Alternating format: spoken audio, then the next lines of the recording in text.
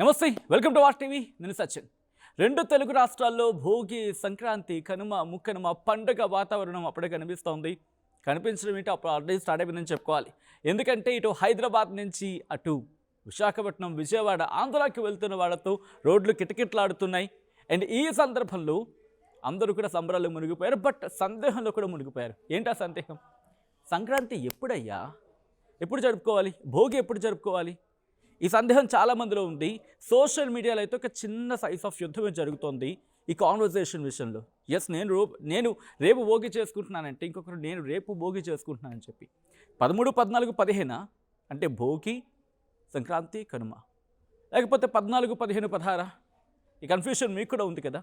ఇంకెందుకు ఆలస్యం, క్లారిటీ తీసుకుందాం. అసలు ఎందుకు ఈ కన్ఫ్యూషన్ వచ్చింది, ఈ కన్ఫ్యూషన్ రావడానికి కారణం ఏంటి, అసలు ఇంతకీ ఎప్పుడు జరుపుకోవాలి, ఎందుకు జరుపుకోవాలి, ఎలా జరుపుకోవాలి, ఏ విధంగా జరుపుకోవాలి, ఇవన్నీ మాట్లాడుకునే ప్రయత్నం చేద్దాం. అండ్ నాతో పాటు గెస్ట్ కూడా సిద్ధంగా ఉన్నారు.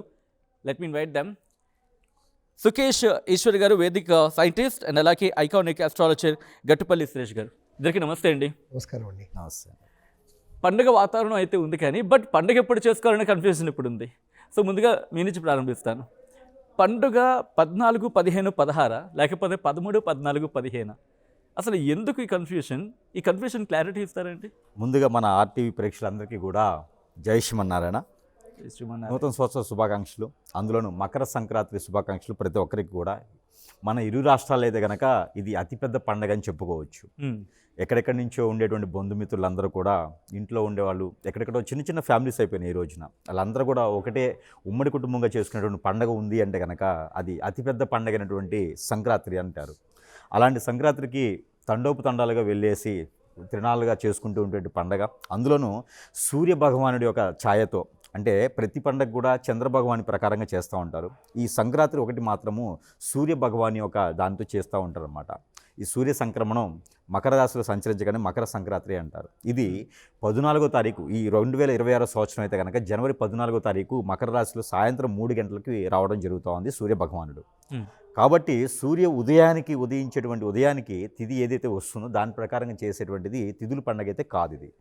మకర సంక్రాంతి అంటే కనుక మకర రాశిలో సూర్య భగవానుడు సంచరించిన తర్వాత చేసేటువంటి పండుగే మకర సంక్రాంతి. కాబట్టి ఈ సంవత్సరం ఏంటంటే కొంచెం తిథులు అనేది కొంచెం అటు ఇటు రావడం వల్ల గ్రహఛాయ అనేది అటు ఇటు అవుతూ ఉంటుంది. ఒక 5-6 సంవత్సరాలకు ఒకసారి 14వ తారీఖు ఒక రోజు గ్యాప్తో అయితే పండుగ వస్తూ ఉంటుంది. అదే సందర్భంగా ఈ సంవత్సరం కూడా 15వ తారీఖు మకర సంక్రాంతి చేసుకునే దానికైతే చాలామంది చూస్తున్నారు. మరొక విషయం ఏంటంటే కనుక కొంతమంది ప్రాంతీయ ఆచార ప్రకారంగా, ఇంటి ఆచార ప్రకారంగా కూడా 14వ తారీఖే చేసుకునేటువంటి ఆచారం కొన్ని ఊళ్ళల్లో చేస్తూ ఉంటారు. అది ప్రాంతానికి సంబంధించిన ఆచారం, ఇంటికి సంబంధించిన ఆచార ప్రకారంగా అయితే ఉంటుంది. తిథుల ప్రకారంగా అలానే సూర్య భగవానుడు సంచరిస్తేనే చేసుకోవాలి అనేటువంటి నిదానతలో ఉన్నటువంటి వారైతే కనుక ఖచ్చితంగా మకర సంక్రాంతి అనేది 15వ తారీఖు, 14వ తారీఖు భోగి, 16వ తారీఖు కనుమ. ఇదైతే మనకి భారతదేశ వ్యవస్థ కూడా ఇదే చేస్తూ ఉంటారు. ఒక్కొక్క దగ్గర ఒక్కోలాగా సూర్యుడు ఉదయిస్తుంటాడు, ఒక్కొక్క దగ్గర ఒక్కొక్క పంచాంగంలో ఒకలా ఉంటుంది. ఇక్కడ ఏంటంటే మన వ్యవస్థ ఎలా మారిపోయిందంటే హిందూ సాంప్రదాయ ధర్మం ప్రకారంగా ఏంటంటే ఎవరి విచారణ వాళ్ళకు ఉంటుంది, ఎవరి నాలెడ్జ్ వాళ్ళకు ఉంటుంది, ఎవరి ఇంటిమేషన్ వాళ్ళకు ఉంటుంది. కాబట్టి ఇది ఏ రోజైనా చేసుకోవచ్చు. ముఖ్యంగా పండగ చేసుకోవడం అనేది పండగ వాతావరణం కనిపించడం అయితే చాలా గొప్ప విశేషం. మరొక విషయం సందర్భంగా ఏంటంటే కనుక డబ్బులు ఉన్నవారు ప్రతిరోజు కూడా సంక్రాంతి చేసుకోవచ్చు. కానీ అది కుదరదు కాబట్టి 14, 15, 16వ తారీఖే చేసుకునే విధంగా అయితే కనిపిస్తుంది. అదేవిధంగా చేసుకుంటే చాలా మంచిది. లేదు ముందు రోజు చేసుకున్నా కూడా వారి యొక్క ప్రకారంగా చేసుకోవడం వల్ల ఇబ్బంది అయితే ఏమి ఉండదు. ఎందుకు కన్ఫ్యూషన్? 14, 15, 16 దాదాపుగా ఈ మధ్య కాలంలో ఏ పండుగలు వచ్చినా ఈ కన్ఫ్యూజన్ వస్తుంది. అండ్ మరి ముఖ్యంగా సంక్రాంతి విషయంలో వస్తే ఓకే 13, 14, 15 లేకపోతే 14, 15, 16 క్లారిటీగా ఉండేది. ఓకే ఈ డేట్లో వస్తుందని చెప్పి. బట్ ఈసారి ఎందుకు ఇంత కన్ఫ్యూజన్? ఆయన అన్నట్టుగా కొంతమంది 14న, కొంతమంది 15న ఈ కన్ఫ్యూషన్లో ఉన్న సందర్భం. వేదిక్ సైంటిస్ట్గా మీ ఒపీనియన్ ఏంటి, మీ అబ్జర్వేషన్స్ ఏంటి? సాధారణంగా కొన్ని నెలల్లో అధిక మాసాలు వస్తూ ఉంటాయి మనకు. వాటిని కూడా మనం పరిగణలోకి తీసుకోవాల్సి వస్తుంది. ఇందులో విశేషించి ఒక్కొక్క నెలలో సూర్యుడు ఒక్కొక్క రాశి లోపలికి ప్రవేశిస్తూ ఉంటాడు. మేషరాశి లోపలికి ప్రవేశిస్తే మేష సంక్రమణం అని, వృషభ రాశి లోపలికి ప్రవేశిస్తే వృషభ సంక్రమణం అని, ఇలా ప్రతీ నెలలో మాస సంక్రమణాలు అంటూ ఉంటాయి. అయితే విశేషించి సూర్య భగవానుడు ఉత్తరాయణ పర్వదిన కాలాల్లో మకర రాశి లోపలికి ప్రవేశించేటటువంటిది ఏదైతే ఉంటుందో దానికి సంవత్సరం మొత్తంలో ఎన్ని సంక్రమణాలు అయితే ఉన్నాయో అన్నిట్లలో కన్నా విశేషమైనటువంటి సంక్రమణంగా జ్యోతిష శాస్త్రం అనేది చెప్తూ ఉంది. ఇందులో విశేషించి ఏంటంటే ఉత్తరాయణము దక్షిణాయనము రెండూ కూడా దేవతల యొక్క కాలమానం ప్రకారంగా ఉత్తరాయణం మొత్తం కూడా దేవతలకు పగలు, దక్షిణాయనం మొత్తము కూడా దేవతలకు రాత్రి సమయం. అందులో విశేషించి మకర రాశి లోపలికి సూర్యుడు ఎప్పుడైతే ప్రవేశిస్తాడో ఆ ప్రవేశించినటువంటి సమయాన్ని ఉత్తరాయణ మహాపర్వదిన సమయంగా మరియు మకర సంక్రమణంగా మనకు శాస్త్రము చెప్పబడుతుంది. అయితే ఈ సంవత్సరము కొన్ని డిగ్రీసును అధిక తిథులు అధిక మాసాలు కొన్ని రావడం వల్ల వాటిని దృష్టిలో పెట్టుకొని 15వ రోజున 15వ తారీఖు ఉదయం పూట మనకు మకర సంక్రమణంగా శాస్త్రం అనేది నిర్ణయించడం జరిగింది. ఎందుకు అంటే 14వ తారీఖు నాడు సూర్యభగవానుడు సాయంత్రం పూట అంటే మధ్యాహ్న సమయం తర్వాత మకర సంక్రమణం లోపలికి ప్రవేశిస్తున్నాడు కాబట్టి ఉదయాత్పూర్వం సూర్యోదయానికి ఏ రాశిలో అయితే భగవంతుడు సూర్యభగవానుడైతే ఉంటాడో ప్రవేశిస్తాడో దానిని మాత్రమే మనము మనుగడలోకి మరియు ప్రమాణంగా తీసుకోవాలి. కాబట్టి 15వ తారీఖు ఉదయం పూట మకర సంక్రమణం అనేది జరుగుతుంది అని శాస్త్ర ప్రకారంగా చెప్పబడింది. ఓకే, సో ఇక్కడ భోగి విషయానికి వచ్చినప్పుడు భోగి పళ్ళు పోయడం, భోగి అనగానే ముందు గుర్తొచ్చేది అందరికీ భోగి పళ్ళు పోయడం. సో దీనికి ఏమైనా పర్టికులర్గా అంటే ఆల్రెడీ 13 కొంతమంది చేసేస్తున్నారు కాబట్టి ఆల్రెడీ స్టార్ట్ అయిపోతుంది 13వ తారీఖుని కొంతమంది భావించి ఆ భావనలు ఎందుకు భోగి పళ్ళు పోస్తారు అనేది ముందుగా మాట్లాడుకుందాం. అండ్ ఒకవేళ ముందుగా జరుపుకోవడం వల్ల ఏమైనా ఇబ్బంది ఉంటుందా? అఫ్కోర్స్ ఈ భయం ఉంటుంది. సో దీని మీద క్లారిటీ ఇచ్చే ప్రయత్నం చేస్తారా? భోగి పళ్ళు అనేది పోయటం అనేది మన ప్రాసిద్ధి చెందినటువంటి కాలంలో నుంచి చేస్తున్నదే. మన వేదాల్లో కూడా భోగి పళ్ళు గురించి చాలా కథలు ఉంటాయి.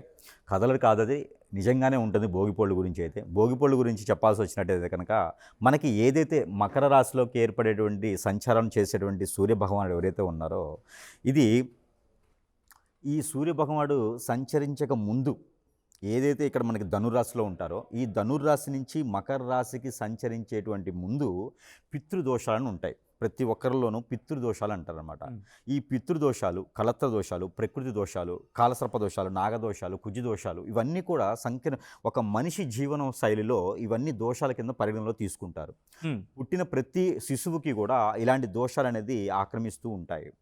అందులోనే ఈ బాలరిష్ట రోగాలు అంటారు. ఈ బాలరిష్ట రోగాలు వచ్చి 16 సంవత్సరాల లోపు ఉండేటువంటి పిల్లలందరికీ కూడా వస్తూ ఉంటాయి. మరొకటి అతి ముఖ్యమైనది దిష్టి దోషాలు. ఓకే, ఈ దిష్టి దోషాలు కూడా పిల్లల్లోనూ చాలా వరకు మనం చూస్తూ ఉంటాం. నేలపాటుదనం కావచ్చు, మైండ్ సెట్ ఎక్కువగా లేనటువంటి పిల్లలు ఉంటారు. దిష్టి దోషాలతో ఎదగలేని తత్వం ఉంటుంది, ఆకలి అవ్వదు, అన్నం తినరు. ఇలాంటి పిల్లలందరికీ దిష్టి దోషాలు అంటారు అనమాట. ఇలాంటి దిష్టి దోషాలు ఉన్నటువంటి పిల్లలకి ఈ దక్షిణాయనం నుంచి ఉత్తరాయణ కాలం చేసేటువంటి సమయాన ఈ సూర్యభగవానుడు ధనుసు రాశి నుంచి మకర రాశికి సంచరించే సమయానికి వీరికి గనక దిష్టి దోషం పోయేటువంటి అతి పెద్ద అయినటువంటి పళ్ళు ఏవైనా ఉన్నాయి అంటే కనుక అవి రేగిపళ్ళు. ఈ రేగిపళ్ళు మనం చూసినట్టయితే కనుక చాలా రకాలైనటువంటి నెగిటివ్ శక్తిని తీసేసేటువంటి సద్గుణం వాటిలో ఉంటుంది. అలాంటి రేగిపళ్ళు పిల్లలకి పోయడంతో ఈ చెరుకు అనేది కొత్తగా అప్పుడే పంటలు వస్తూ ఉంటాయి. ఈ చెరుకు రావడంతో ఏంటంటే కనుక సూర్య భగవాన్ యొక్క ఆధీనంతో ఉంటుంది చెరుకు అనేది, శని భగవాన్ యొక్క ఆధీనంతో ఉంటుంది చెరుకు అనేది.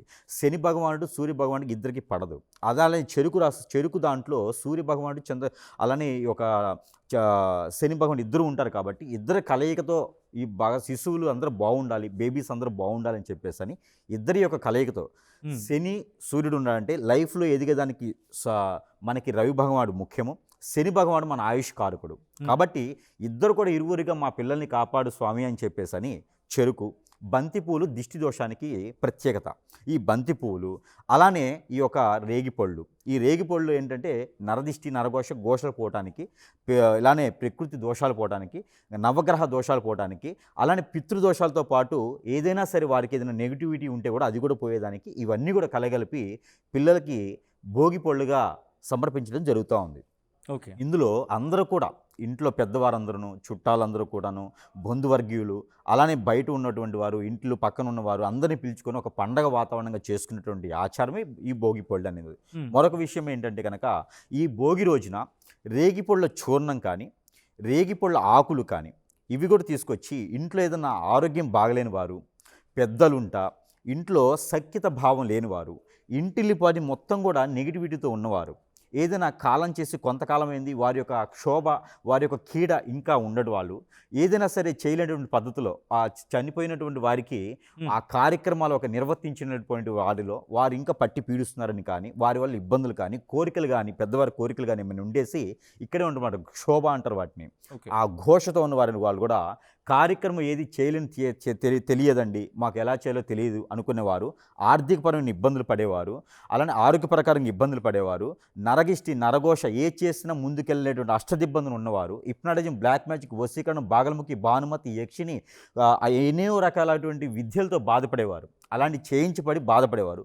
మందు పెట్టడం కానీ, స్పిరిట్ కానీ జరిగినటువంటి వారు, చేతబడి లాంటివి జరిగినటువంటి వారు, దెయ్యాలు, భూతాలు, పిచాచులు, ఆత్మలు క్షోభించి ఇంట్లో ఉన్నవారు, ఇంట్లో చేతబడి చేయించేవారు, ఇంటిలో పాది ఎక్కడో ఉండేటువంటి వారు, చెట్టుకోలు గుట్టకోలు అయినవారు, భార్యాభర్తలు దూరమైన వారు, విడాకుల దాకా వెళ్ళినటువంటి వారు, కొత్తగా పెళ్ళైన వారు, ఎవరైనా సరే పెళ్ళై ఎన్నో సంవత్సరాలు పిల్లలు పుట్టిన వారు, ఇలాంటి సమస్యలతో బాధపడే ఎవరైనా ఉంటే కనుక రేగి పొళ్ళ చూర్ణము, రేగి ఆకులు ఇవి తీసుకొచ్చుకొని, ఎక్కడైనా మనకి పచారీ షాప్స్లోనూ ఆయుర్వేద షాప్స్లో కూడా ఈరోజు దొరుకుతూ ఉన్నాయి, తీసుకొచ్చుకొని ప్రతి ఒక్కళ్ళకి ఈరోజు టౌన్స్లో కూడా రేగి పళ్ళు దొరకడానికి కష్టంగా ఉంటుంది.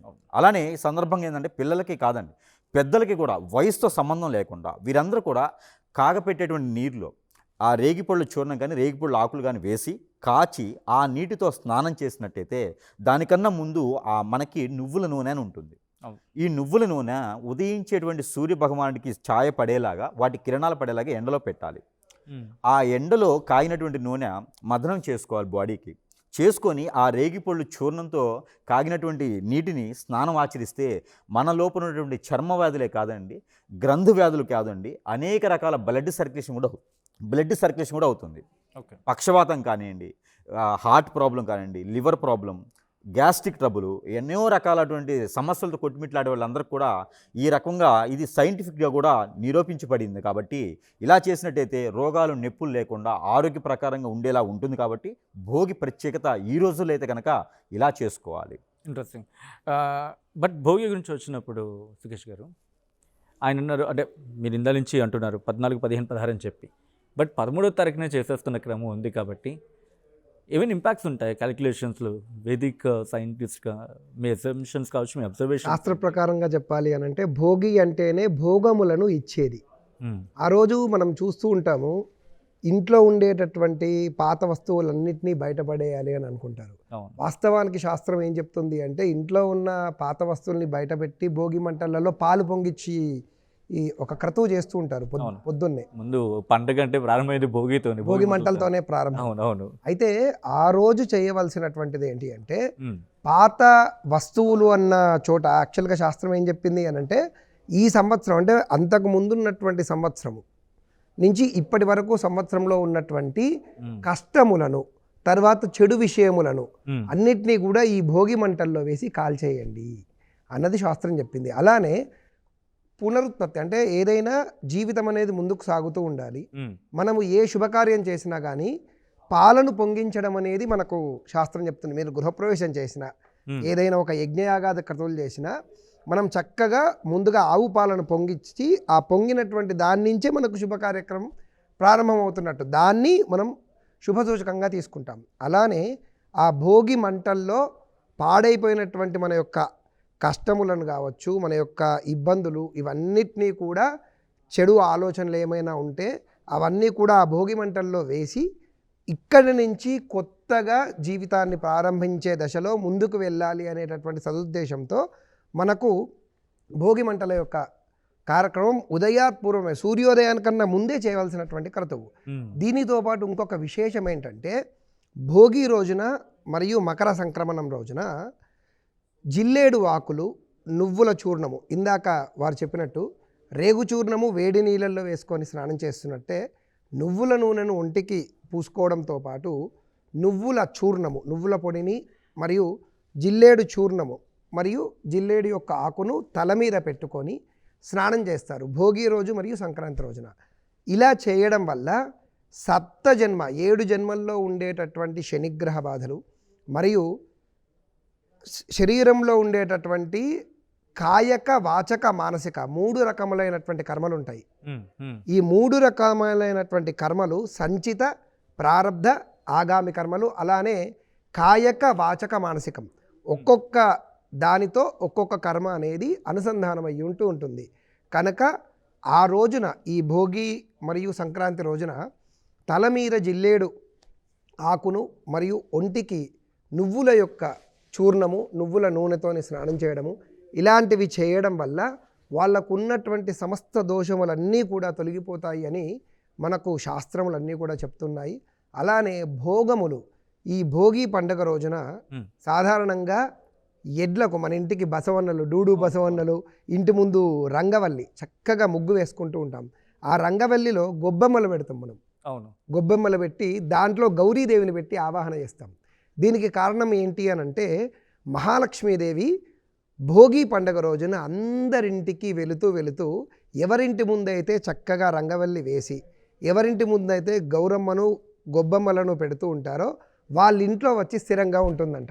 నాకు ఈ ఇల్లు అంటే ఎప్పుడు సంతోషము, ఈ ఇంట్లో ఎల్లప్పుడూ భోగభాగ్యాలు ఉండాలి, నేను ఎక్కడ ఉంటే అక్కడే కదా భోగభాగ్యాలు. కనుక ఈ ఇంట్లో నేను పిల్లల నవ్వుల్లో, ఇంటి ముందు ఉన్నటువంటి రంగవల్లుల్లో, అలానే గోమాత రూపంలో, గొబ్బెమ్మల రూపంలో, అందరి యొక్క సంతోషంలో భోగభాగ్యములతోని నేను ఈరోజు ఉంటాను అని చెప్పేటటువంటి పండగనే భోగి. ఓకే, ఇది శాస్త్రం మనకు చెప్తుంది అన్నమాట. బట్ ఇక్కడ ఒక చిన్న క్వశ్చన్ మీకు మళ్ళీని 14 తారీఖు సాయంత్రం వస్తుంది కదా సంక్రాంతి. అవును, బట్ 15 జరుపుకుంటున్నాం. సో భోగి మీరు అన్న లెక్కల ప్రకారం సంక్రాంతి ముందు రోజు కాబట్టి 14 ముందు రోజు చేసుకోవాలా, లేకపోతే 14 చేసుకోవాలా, 13 చేసుకోవాలా? 14వ తారీఖే చేసుకోవాలి. ఎందుకు అనంటే మనకు 15 సంక్రాంతి అన్నప్పుడు ముందు రోజు భోగి, దాని తర్వాత కనుమ. Okay, right. సో మన మీ దగ్గరికి వచ్చే ప్రయత్నం చేస్తున్నాను. యాక్చువల్లీ ఇక్కడ అంటే మనకి ఇంట్లో భోగి మంటలు వేస్తారన్నారు, పాత వస్తువులు. ఇక్కడ గురుగారు ఇక్కడ చిన్న కన్ఫ్యూజన్ ఏంటంటే, ఇప్పుడు ఈ రోజుల్లో ఇంట్లో పాత వస్తువులు అన్నారు, అపార్ట్మెంట్లో పాత వస్తువులు అయితే ఏముండవు. ఒకటి. రెండోది ఇక్కడ భోగి మంటలకు వాడేటువంటి ఏమిటంటే కనుక పాత బైక్లు, ఈ రోజులైతే కార్లు, టైర్లు. యాక్చువల్లీ ఇవే కదా టైర్లు, ఇవే ఉంటాయి పాత. అంటే భోగి మంటలు ఒకప్పుడు ఏమయ్యేదంటే పల్లెటూరుల్లో పంట భూములు అప్పుడే కొత్తగా పంటలు ఇంటికి వస్తాయి. రావడంతో అక్కడ చెత్త ఉంటుంది, ఆ పొలాల్లో ఉండేటువంటి గడ్డి, వరిగడ్డి కావచ్చు, పత్తి కావచ్చు, శనగ, కంది, ఇవన్నీ పుల్లలు వచ్చేవి. వాటితో పాటు ఇంట్లో గంధపు చెక్కలు ఉండేవి. దాంతోపాటు ఇంట్లో టేకతో చేయించినటువంటి వస్తువులు ఉండేవి. ఈ టేకతో చేయించినటువంటి వస్తువులు సంవత్సరంలో ఒకసారి దక్షిణాయనం నుంచి ఉత్తరాయణంకి వెళ్ళే లోపున కనుక ఇవన్నీ వేసి కనుక మంట, అగ్నిహోత్రం అంటారు దాన్ని.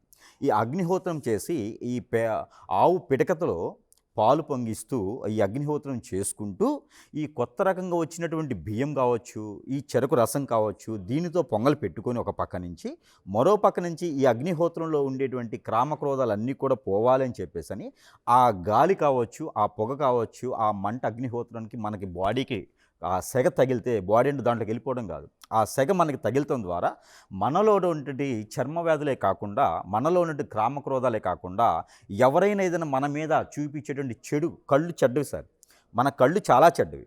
అలాంటి దిష్టి దోషాలు ఏమైనా ఉంటే పోయేందుకు పెద్దలు నిర్ణయించినటువంటి కాలం అది. కాబట్టి ఆ రోజు మనం చేస్తున్నటువంటి భోగి మంటల ప్రత్యేకత. ఈ రోజుల్లో భోగి మంటలు అంటే ఇక పాత అంటే ఇంట్లో ఉన్నటువంటి పెద్దవాళ్ళు, ముసలి వాళ్ళు అడ్డం వేయరని చెప్పి వాళ్ళని వేసేస్తారు ఈ రోజుల్లో. కాబట్టి భోగి మంటలు వేసుకునే దానికి ప్రచారంగా ఈ రోజైతే అవసరం లేదు, అది ప్రాసిద్ధ కాలంలో ఉన్నది. ఈరోజు భోగి మంటలు అంటే టైర్ రోడ్డు మీద ఇంటి ముందు టైర్ తగలబెట్టేస్తున్నారు, ప్లాస్టిక్ వస్తువులు. ఆ టైర్ తగలబెడితే ఏమైందంటే ఆ స్మెల్కి లంగ్స్ పాడవుతాయి. ఇంకా పాడు. ఇందాకలో ఆయన ఒక మాట అంటూ ఇంట్రెస్టింగ్ అనిపించింది. ఇంట్లో పెద్దవాళ్ళని మంటల్లో తోసేయడం అంటే నిజంగా తోసేయడం అని కాదు, వాళ్ళని ఇంటి నుంచి బయటకు తోసేయడం అంటే నిప్పుల్లో తోసేసినట్టే. సో యాక్చువల్లీ ఈ పండగ ఏంటంటే 10 మంది కలవాలి అని. ఈ రోజుల్లో ఈ ఉన్న వాళ్ళని బయటకు తోసేసి లేనటువంటి స్నేహితాలు, లేనటువంటి ఫ్రెండ్స్ ఎక్కడో తెలియదు, ఆన్లైన్లో ఉన్నటువంటి ఫ్రెండ్స్, అవన్నీ ఆర్టిఫిషియల్ కనెక్షన్స్ ఎక్కువ అవుతున్నాయి. యాక్చువల్లీ దానివల్ల ఈవెంట్ ఆర్గనైజర్స్, లివింగ్ పార్టీస్, దీని వలన సంస్కృతి బొగ్గు పాలైపోతుంది. మంట తర్వాత వచ్చేది బొగ్గే కాబట్టి ఆ పాలైపోతుంది. కాబట్టి బూడిదే సంస్కృతి అంటే దానికి ప్రత్యామ్నాయంగా చూసుకోవాలి. ఇంకొక విషయం, ఈ మధ్యన గాలిపటాలు నుంచి చాలామంది కూడా ముచ్చివాదు పడుతూ ఉన్నారు. అంటే మనకి ఆ సంస్కృతి ఉందా? గాలిపటాల సంస్కృతి మనకుందా? ఎందుకంటే మన చిన్నప్పుడు, నాకు తెలిసి నా చిన్నప్పటి నుంచే పతంగులు ఉన్నాయి మన వైపు. అంటే సంక్రాంతి అంటే ఈ సందర్భంలో కాస్త గాలి కూడా స్థిమితంగా ఉంటుంది అండ్ కావాల్సినంత గాలి మాత్రం వస్తుంది. గాలి పటాలు అంటే ఇది కాదండి. మీరు చూసినట్టయితే మనకి హెయిర్ ఫెయిల్ ఫ్యాన్స్ ఉంటాయి, ఐడియా ఉంది మీకు? కొండల మధ్యన ఈ మధ్యన తిరుపతి అక్కడిక్కడ అవును, పెడుతూ అవును. ఉంటారు హెయిర్ ఫ్యాన్స్. ఒక గాలి ద్వారా కరెంటు సృష్టించేదానికి పెడుతూ ఉంటారు. అలాంటివి మనం పేపర్ వాటితోనూ అరటి ఆకులు ఉంటాయి, అరటి ఆకులతోనూ ఒక పుల్ల ఉంటుందన్నమాట, ఎదురు పుల్లలు ఉంటాయి కదా, అలాంటి పుల్లలకు పెట్టుకొని దానికి ఎదురు ముళ్ళు ఉంటుంది. మనకి ఆ ముళ్ళుని పెట్టుకొని అది మనకి పతంగి ముళ్ళు అంటారు, పెద్దగా ఉంటుంది అనమాట. వెదురు పుల్లలతోనే పెద్దగా ఉంటుంది, లాస్ట్లో కొన ఉంటుంది దానికి. యాక్చువల్లీ ఆ ముళ్ళులు పెట్టుకొని గాలి పటాలు అంటే మనకి పూర్వకాలంలో అవి ఉండేవి, 4 చక్రాలు చేసి మనకు కనిపిస్తూ ఉంటాయి. అంటే ఇప్పుడు పేపర్లతో వచ్చేసాయి అనుకుంటారు. యాక్చువల్లీ అలా 4 మనకు ఫ్యాన్ లెక్కలాగా ఉంటుంది, అది గాలిపటం. ఈ పతంగు అనేది మన ప్రభుత్వాలు ఏర్పడిన తర్వాత కొన్ని రాష్ట్రాల్లో మాత్రమే చేసేదానికి ఉంటుంది పతంగు. ఈ పతంగు కూడా సైంటిఫిక్గా లేదు, గాలిపటం అంటే వేరు.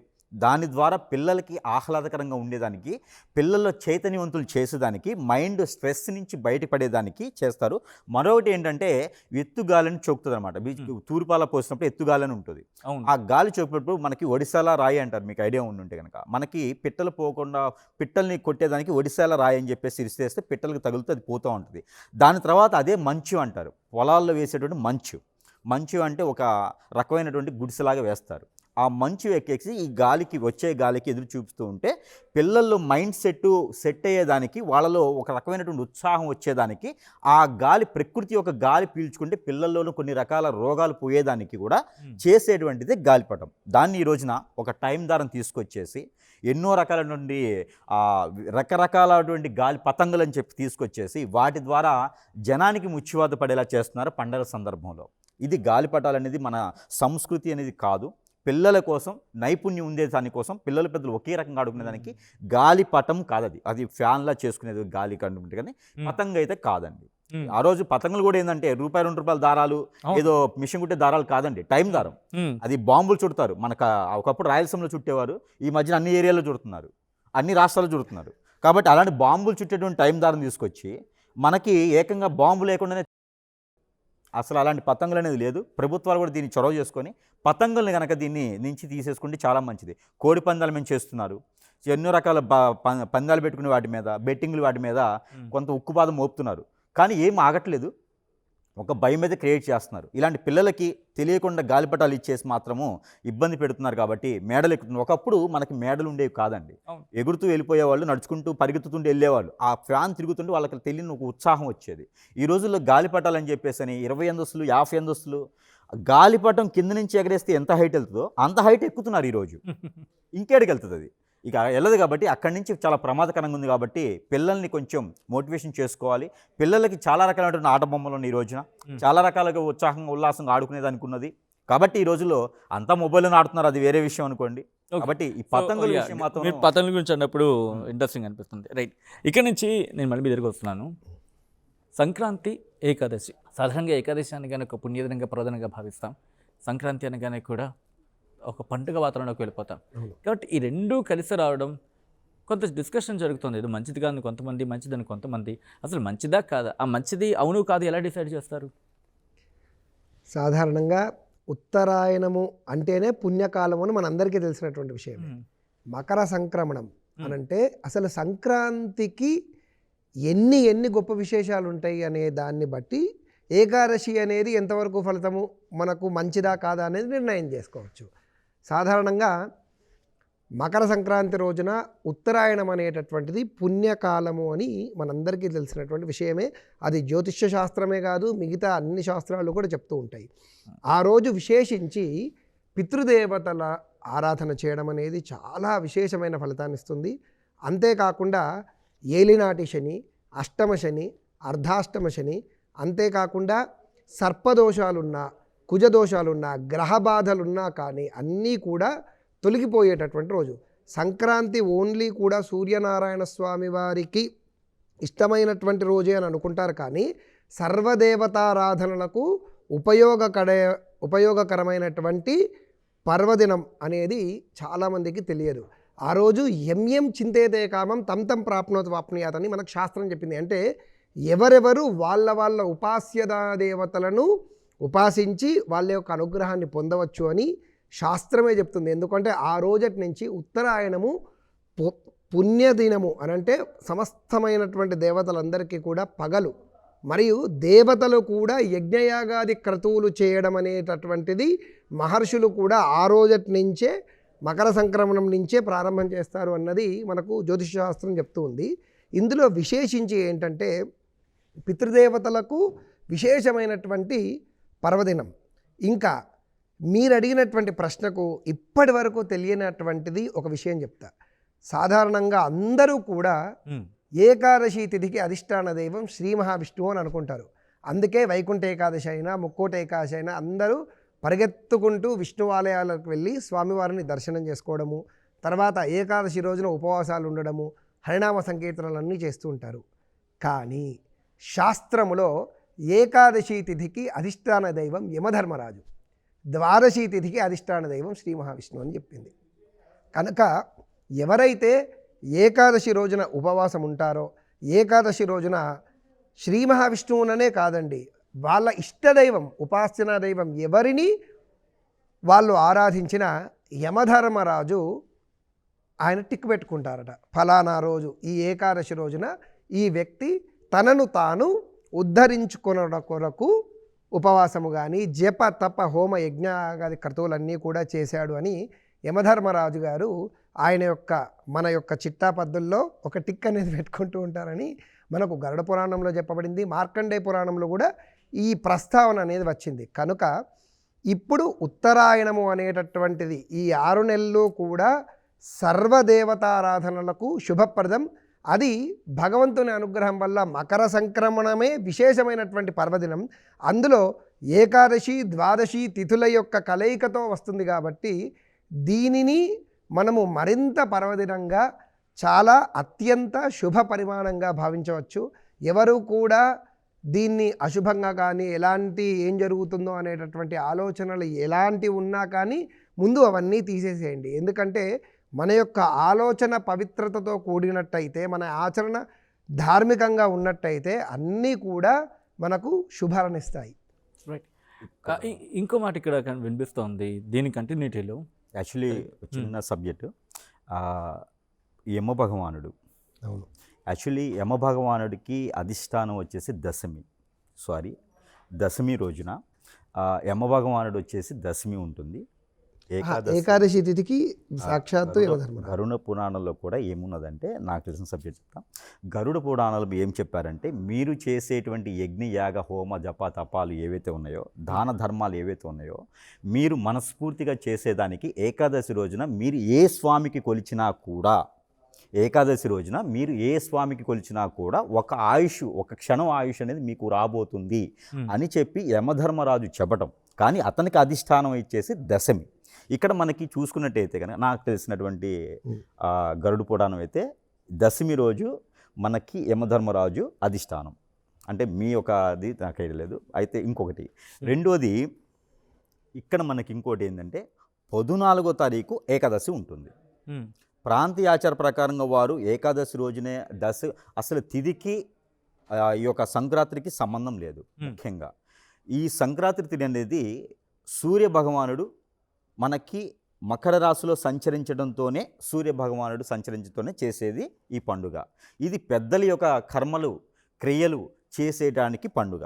ఇది ఉత్తరాయణ దర్శనం అవుతుంది కాబట్టి దీని ద్వారా మనకి కాలం చేసినటువంటి ఫ్రెండ్స్ కావచ్చు, కోలీగ్స్ కావచ్చు, లేకపోతే మనకు తెలిసినటువంటి బంధుమిత్రులు కావచ్చు, ఎవరైతే ఉంటారో వారి ఆత్మ మనకెళ్ళి క్షోభించకుండా, మనకేదైనా తెలిసి తెలియక మాట ఇచ్చి కానీ మాట తీసుకొని కానీ ఏమైనా కోరికలు ఉన్నప్పటికీ కూడా మన మీద ఆ ఘోష ఏడుస్తూ ఉండడంతో మనకి కావాల్సినటువంటి పనులు కావు. దాంట్లో సంవత్సరంలో 2 సార్లు పెడతారు. ఒకటి దసరాకి కొన్ని ప్రాంతాల్లో, సంక్రాంతికి 2 ప్రాంతాల్లో చేస్తారు. అలానే మన తెలుగు రాష్ట్రాల్లో అయితే సంక్రాంతికి చేసేటువంటి పర్వదినాన పెద్దలకు చేసేటువంటి క్రియలు ఉంటాయి కొన్ని.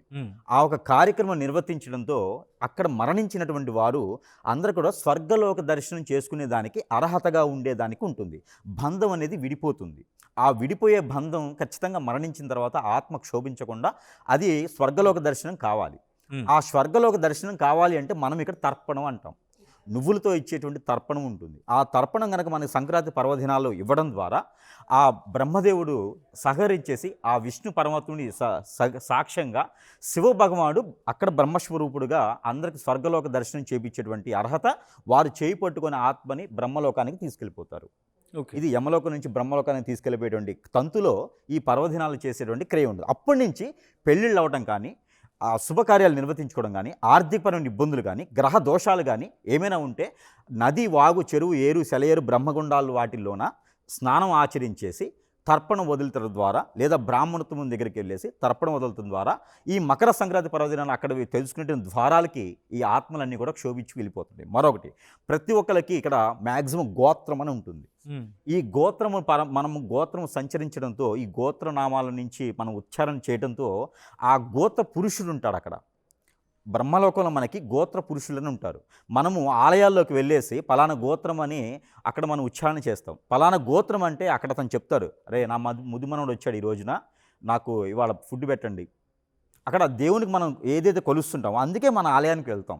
ఆలయానికి వెళ్తే మనకు మైండ్ ప్రశాంతంగా ఉంటుంది. అంటే మన గోత్రనామాలు ఉచ్చారణ చేసి అక్కడ మంత్రోచ్చారణతో మనం చేస్తాం కాబట్టి ఆ గోత్ర ముగ పురుషుడు అక్కడ ఉంటారు, యుగ పురుషుడు ఉంటారు అన్నమాట. ఆయన మనకి సకాలంగా అన్నీ అయ్యేలాగా ప్రార్థిస్తూ ఉంటాడు. ఆయన ఎక్కడుంటాడయ్యా అంటే మనం చేసేటువంటి తర్పణం ద్వారా బ్రహ్మలోకంలో ఉన్నటువంటి దేవాది దేవుదులకి ఆహ్వానంగా అక్కడ పూజలు చేసుకుంటూ అక్కడ సేవలు చేసుకుంటూ ఉంటాడు. మనం వెళ్ళి దేవాలయంలో మనం డైరెక్ట్గా వాళ్ళ దగ్గరికి వెళ్ళలేం కాబట్టి దేవాలయం ద్వారా అక్కడ ఉండే స్వాములు అర్చకుల వారి వల్ల అక్కడ ఉండేటువంటి దేవుని వల్ల మన గురువులకి అక్కడ ఉండే మా యుగ పురుషులు ఎవరైతే ఉన్నారో, మా మూలం ఎవరైతే ఉన్నారో వారికి నమస్కారం చేస్తున్నట్టుగా ఉంటుంది. ఈ యొక్క పాపకార్యాలు ఎన్ని కూడా మా మనవడు వచ్చాడు నాయన, వాళ్ళకి అన్నీ తీసేసి సక్రంగా ఉండేలా చెయ్యి, నేను మీ సేవలో ఉంటాను కదా మా మనవడే అని చెప్తారు అనమాట. లేకపోతే మన పురుషులు అక్కడ ఎవరైతే ఉంటారో, మన గోత్రానికి సంబంధించిన పురుషులు ఎవరైతే ఉంటారో వారు క్షోభ అనుభవిస్తూ ఉంటారు. మనం అందుకోసమే ఆలయానికి వెళ్తూ ఉంటాము. కాబట్టి అక్కడ శోభ ఎలా ఉంటుందంటే, మీ కుటుంబం ఇంత ఉందన్నావు, నువ్వు ఏ పాపం చేసుకున్నావు నా దగ్గరికి వచ్చావు కాబట్టి నీకు ఎవరు గుళ్ళో కూడా వచ్చి మొక్కోవట్లేదు అని చెప్పండి. అందుకే ఇక్కడ మత కొల్లలాలు, మత మార్పిడి చేయకూడదు. మత మార్పిడి చేసిన వాడికి ఉండదు. అందుకే మత మార్పిడి చేయకూడదని చెప్తారనమాట.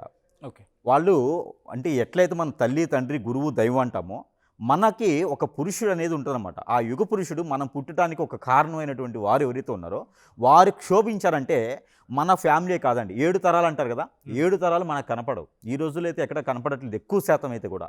అందుకోసమే ఎక్కడైతే మనం ఏ మతంలో అయితే ఉంటామో ఆ మతాన్ని పరిగణలో తీసుకొని ముందుకు వెళ్ళాలి.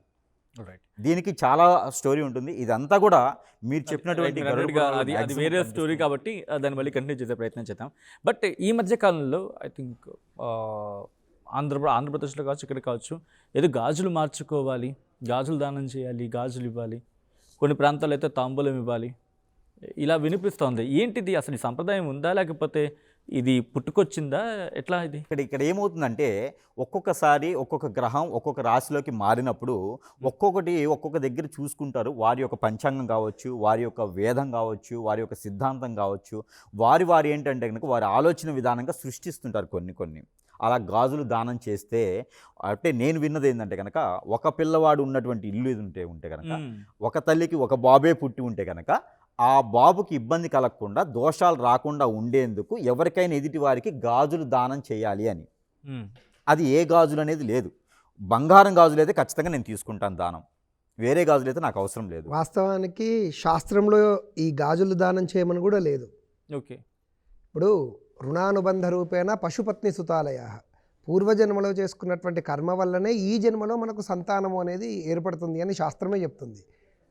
ఒకవేళ జాతకంలో ఒకవేళ నీకు సంతాన యోగము లేదు అని అంటే ఈ గాజులు దానాలు చెయ్యమని కూడా ఎక్కడా లేదు. దీనికి సంబంధించి కొన్ని విధానాలు ఉన్నాయి. ఓకే. అంటే మనకు గణేష పురాణం కానీ ముద్గల పురాణంలో సంతానం లేనటువంటి వాళ్ళు పుత్ర గణపతి వ్రతం, గణపతిని కానీ లేదా సుబ్రహ్మణ్యేశ్వర స్వామిని, ఇట్లాంటి దేవతారాధన లేదా ఇంటి దైవం ఎవరైతే ఉన్నారో ఆ ఇంటి దైవానికి పాయసం వండి ఇంట్లోనే తల్లి నీవే వచ్చి నాకు బిడ్డగా పుట్టు, లేదా గణపతిని అయ్యా నువ్వే వచ్చిన కొడుకుగా పుట్టు, సంతానమై పుట్టు అని వాళ్ళని వేడుకోవడము, లేదా వాళ్ళ అనుగ్రహం వల్ల ఒకవేళ ఉన్నటువంటి కర్మలను తొలగించుకునేటటువంటి విధానాలు ఉన్నాయి. కానీ ఇలా కేవలం గాజులను ఇవ్వడము, తర్వాత ఒక్క కొడుకు ఉన్నటువంటి వాళ్ళకే ఈ గాజులను ఇవ్వడము అనేటటువంటిది నేను ఫస్ట్ టైం వింటున్నా. ఎందుకంటే మనం ఇప్పుడు నిజంగానే అంటే అదొక శాస్త్రం నేను బహుశా ఒక 8 ఏళ్ళు 9 ఏళ్ల క్రితం విన్నాను ఈ మాట. మళ్ళీ ఇప్పుడు ఎందుకు వింటున్నా? బహుశా బ్రేక్ తీసుకున్నట్టున్నారు బ్యాచ్ అంతా. అంటే అంటే అంటే ఎందుకు పుట్టుకొస్తూ ఉంటాయంటే మీ వీళ్ళ observation? టార్చ్ బేరర్స్ వీళ్ళు మీరు చెప్పినట్టు ఒక్కొక్క అసలు రకరకాల వింటున్నామండి మేము. మామూలుగా చిన్నప్పటి నుంచి ఉపనయనం అయిపోయాక వేద పాఠశాలలో మామూలుగా తాత ముత్తాతల నుంచి దేవాలయంలో ఉన్న నేర్చుకుంటూ ఉంటారు. అర్చకులుగా వేదము కరెక్ట్గా చేసుకుంటూ వేద ప్రమాణం ఏదైతే ఉందో అది నేర్చుకొని మేము బయటకు వచ్చేటప్పటికి మేము చదువుకున్నది ఒకటి, మేము బయటకు వచ్చాక చూస్తుంటే అసలు వీళ్ళందరూ ఎవరు ఎక్కడి నుంచి వస్తున్నారు, ఏం మాట్లాడుతున్నారు అసలు గ్రంథ ప్రమాణం కానీ వాళ్ళు మాట్లాడేటటువంటి దానికి ఏదైనా ఒక డాక్యుమెంటల్ ఫలానా గ్రంథము ఫలానా పురాణము ఇది ఉంది దీన్ని బేస్ చేసుకుని మాట్లాడుతున్నది ఉండాలి కదా. అది ఏదీ లేదు. ఎవరు పడితే వాళ్ళు ఎలా పడితే అలా మాట్లాడేటప్పటికీ అసలు మేము చదువుకున్న అంతా పోతుంది. వాళ్ళే మాకన్నా ఎక్కువ వాళ్ళే పెద్ద పండితులు అవుతున్నారు. ఇంకా మేము అంటే ఎక్కడి నుంచి పుట్టుకొస్తూ ఉంటాయి? ఎక్కడ అంటే ఏదో చిన్న అవకాశాన్ని తీసుకుంటారు కదా, అంటే ఎక్కడైనా దీనికి మూలం ఉందా? అంటే ఎలా ఉంటుందంటే ఇలా 2 పట్టాలు ట్రైన్ వెళ్తూ ఉంటుంది, పట్టం ఇలా విడిపోతుంది అన్నమాట. ఇలా వెళ్ళిపోవడం ఇలా వెళ్ళాలి అనేది చిన్న తనిపిస్తే ఇలా వెళ్ళిపోతూ ఉంటుంది. సో ఇక్కడ ఏం లేదు, అలాంటిది ఏమైనా ఉందా? మన సెంటిమెంట్ ఏవైతే ఉంటాయో అవును, ఆ సెంటిమెంట్ మీద క్యాష్ చేసుకునే విధంగా ఒకటి ఉంటుంది, ఓకే, పబ్లిసిటీ కోసం చేసుకునే విధంగా ఒకటి ఉంటుంది, అక్కడ అవకాశం కోసం చేసుకునే విధంగా ఒకటి ఉంటుంది. ఏదో రకంగా పేరు రావాలి, ఏదో రకమైనటువంటి సృష్టించడం ద్వారా ఏదో ఏమి అవ్వదు. ఎవరికి దానం చేయడం మంచిదే, తప్పేం కాదు. అంటే సంక్రాంతికి సాధారణంగా చీర జాకెట్టు గ్రహ దోషాలకి దానం చేస్తూ ఉంటారు, పంచుకుంటూ ఉంటారు. పంచుకోవడంలో ఇబ్బంది ఏం లేదు. కాకపోతే ఈ దానం అనేది రేపటి రోజున ఇల్లు రాయాలి, మీకున్నటువంటి స్థలాలు రాయాలంటే ఖచ్చితంగా రాయరు. అది సెంటిమెంట్ అయినప్పటికీ కూడా అబ్బా నా ₹1,00,00,000 స్థలం చేస్తే అక్కడ రాస్తానా అంటారు. గాజులు కాబట్టి ₹2 లేదా ₹20 వేసుకోండి ఈ రోజుల ప్రకారంగా, అది పెద్ద సమస్య కాదు. కాబట్టి ఇవ్వడం ద్వారా అయితే ఇబ్బంది ఏం లేదు.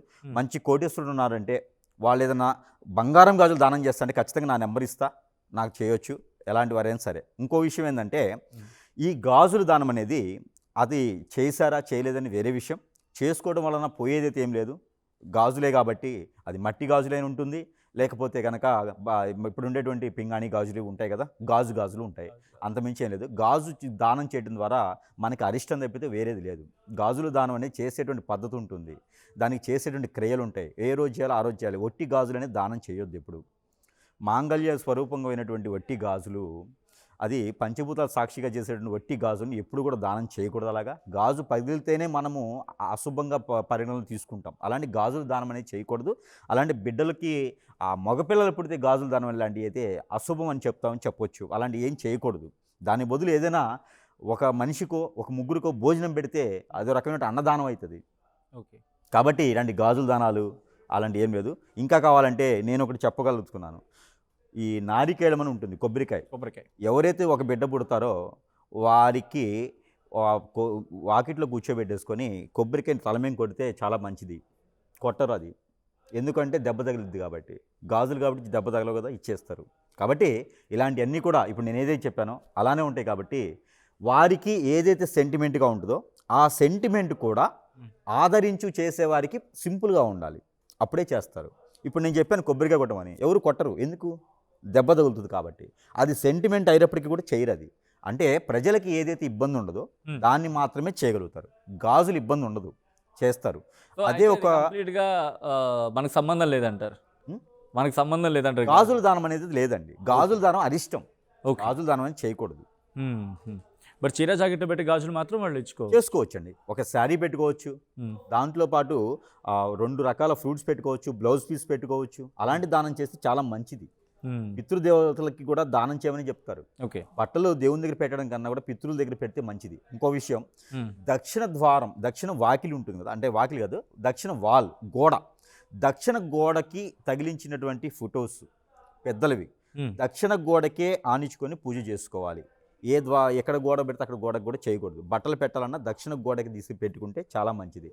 అది అద్దిల్లేనా సొంతిల్లేనా ఏది ఇల్లేనా సరే దక్షిణ ద్వారంకే ఉండాలి, అక్కడే పూజ చేసుకోవాలి. దానం చేసేది ఉంటే అటువైపే చేసుకుంటే చాలా మంచిది. ఏ చేసినా కూడా ఆ 3 రోజుల పర్వదినాలు ఏ చేసినా కూడా పితృదేవతలకు వెళ్ళిపోతుంది కాబట్టి చాలా మంచి జరుగుతుంది వాళ్ళకి తరం రానున్న కాలంలో. బట్ సుకేష్ గారు, కనుమ ముక్కనుమ ఈ రెండిటికి ఉన్న విశిష్టత ఏంటి? కొంతమంది కనుమ రోజు బయటకు వెళ్ళకూడదు అంటారు, కనుమ రోజు బయటకు వెళ్ళకూడదు, ఎక్కడ ఏం అంటే ఊరు బయలుదేరకూడదు, ఇదో అంటూ ఉంటారు. ఏంటి దీనికి రిలేషన్ ఏంటి? సాధారణంగా ఏదైనా సాంప్రదాయాలు కొన్ని ఉన్నాయి, శాస్త్రం కొన్ని ఉన్నాయి. కనుమ ప్రయాణానికి మంచిది కాదు అనేటటువంటిది ఒక సాంప్రదాయము, ఇది శాస్త్రం కాదు. ఓకే, ఇక్కడ అప్పుడే కాస్త సాంప్రదాయం వేరు, తింటారు. శాస్త్రం వేరు. ఓకే. కనుమ ప్రయాణానికి మంచిది కాదు అనడానికి కారణం ఏంటంటే, సంక్రాంతికి మనము కొత్తగా పెళ్ళైనటువంటి అల్లుళ్ళని ఇంటికి పిలుచుకొని వాళ్ళకు కడుపు నిండా ఇష్టమైనటువంటి వంటలు పెట్టుకొని వాళ్ళకు బట్టలు అవన్నీ పెట్టుకునేటటువంటి ఒక సాంప్రదాయం మనకు ఉంది. అయితే ఆ కాలంలో కొత్తగా పెళ్ళైనటువంటి భార్యాభర్తలు ఇద్దరు మొట్టమొదటిసారి వివాహం యొక్క అందరికీ కార్తీక మాసాలు మాఘమాసాల్లో చక్కగా వివాహాలు ఇవన్నీ అవుతూ ఉంటాయి కాబట్టి పండక్కి ఇంటికి వచ్చినటువంటి కొత్త అల్లుళ్ళకు భోజనాలు అయిపోగానే పండగ కాగానే వాళ్ళు హడావుడిలో వెళ్ళిపోతాం మెంతిపోతే ఇప్పుడైనా అంతే కదండి. ఇప్పుడు సంక్రాంతి అయిపోయింది, కనుమ రోజు ప్రయాణం చేయాలంటే నెక్స్ట్ డే మళ్ళీ ఆఫీస్కి రావాలి కదా.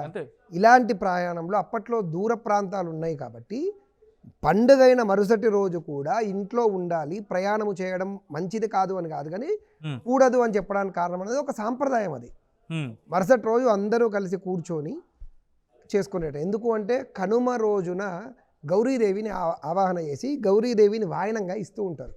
కొత్తగా అంటే ఈ ఇంటికి వచ్చినటువంటి అమ్మాయి, మన ఇంటికి అంటే అత్తవారింటి నుంచి పుట్టింటికి వచ్చినటువంటి అమ్మాయిని కనుమ రోజున కనుమ గౌరీ వ్రతం అని ఒక వ్రతం ఉంటుంది.